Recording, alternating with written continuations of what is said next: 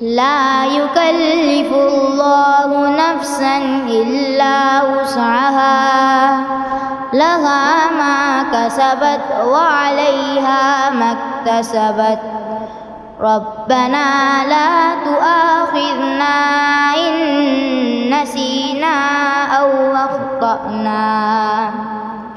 ربنا ولا تحمل علينا إصرا